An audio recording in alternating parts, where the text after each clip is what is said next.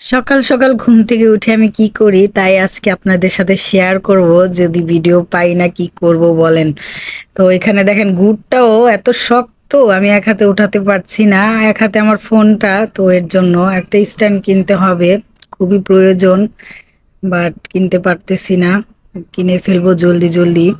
তো এই গুড় দিয়ে শরবত আমার মেয়েকে বানিয়ে দিব আমি, ইসবগুলের ভুসি দিয়ে তারপরে তুকমা দিয়ে প্রতিদিন আমার মেয়েকে শরবত খাওয়াই।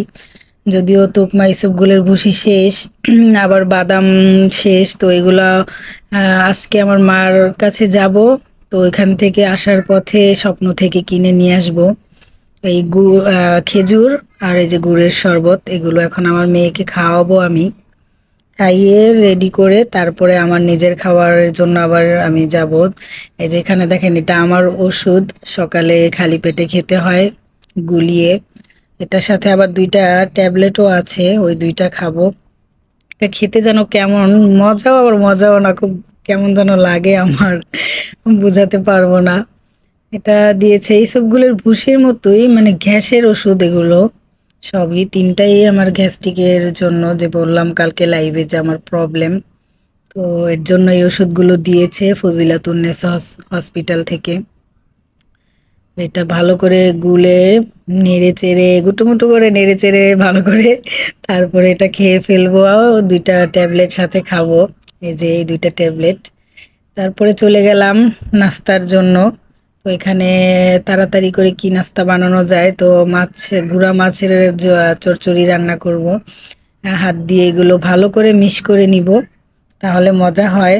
গুঁড়া মাছের রান্নাটা এইভাবে রান্না করলে বেশি মজা হয়। অনেকে ভেজে রান্না করে, বাট আমি এইভাবে হাত দিয়ে মাখিয়ে নেই ভালো করে, সব কিছু মাখিয়ে গুঁড়া মাছটা মিশিয়ে দিই হালকা করে, কারণ গুঁড়া মাছ তো নরম থাকে। তো এটা আবার দিলে, মানে চটকাতে গেলে তো একবারেই নরম হয়ে মিশে যাবে। তো আগে আমি এগুলো সবজিগুলো সবগুলো, এখানে ধুন্দুল, আলু, কাঁচামরিচ, পেঁয়াজ দেওয়া, তো এগুলো দিয়ে ভালো করে মিশিয়ে তারপরে গুঁড়া মাছটা দিয়ে দিব। দেওয়ার পরে তো রান্না হয়ে যাবে। তো সবাই ভেবেন না যে আমি রান্নার রেসিপি দিচ্ছি, মানে ভিডিও খুঁজে পাই না তো কি করব, এর জন্য এই ভিডিও।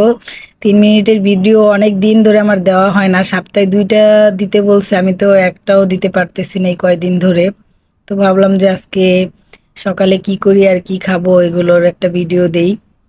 তো এর জন্যই ভিডিওটা দিয়েছি। আমার প্রিয় ভাইয়েরা, আপনারা কেমন আছেন জানাবেন, আর আমার ভিডিও কেমন লাগলো তাও জানাবেন। আপনাদের জন্য অনেক অনেক ভালোবাসা আমার মন থেকে।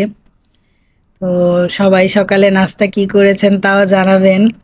আমি মানে সহজভাবে এটাই রান্না করেছি, তো এটা রান্না করেই খাবো, মেয়েকেও খাওয়াবো। আবার কালকে একটু গরু গোশত রান্না করেছিলাম, ওইটাও আছে, আমার মার জন্য রান্না করেছিলাম, তো ওইটা দিয়ে বাবুকে খাওয়াবো।